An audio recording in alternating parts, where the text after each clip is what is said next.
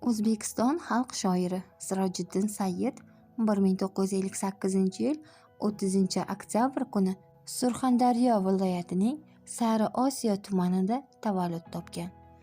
Toshkent davlat universitetining jurnalistika fakultetini tamomlagan. Toshkent oqshomi gazetasi Mushtum jurnalida ishlagan. Keyingi yillar O'zbekiston Yozuvchilar uyushmasi raisining birinchi o'rinbosari, Sharq yulduzi jurnalining bosh muharriri lavozimlarida faoliyat ko'rsatgan. Shu kungacha Sirojiddinning Ruhum xaritasi, Salqin xarsanglar kaftida, Sevgi mamlakati, Asragil, Mehr qolur muhabbat qolur, Kuydim va Vatanda o'rganish kabi bir qator she'riy to'plamlari nashr etilgan. Agar uning birinchi Orzu nomli she'ri 1975-yilda chop etilgan bo'lsa, birinchi to'plami Ruhum xaritasi nomi bilan 1985-yilda chop etilgan. Voznesensky, Ahmadulin, Visotskiy, Faynberglarning ko'plab she'rlarini o'zbek tiliga tarjima qilgan. Bu ijod namunalari Rossiya, Ozarbayjon, Turkiya, Koreya, Tojikiston va Turkmanistonlarda chop etilgan.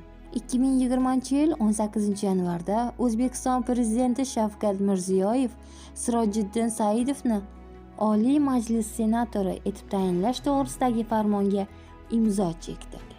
Sirojiddin Sayyid she'riyatida o'zbek mumtoz she'riyati an'analari bilan birga xalq og'zaki ijodiga xos xususiyatlar, xalqchillik, soddalik, tilning shiraligi, Surxondaryo shevasiga xos leksik va musiqiy tovlanishlar yetakchilik qiladi. Shuning uchun uning aksariyat she'rlari ashuraga aylangan.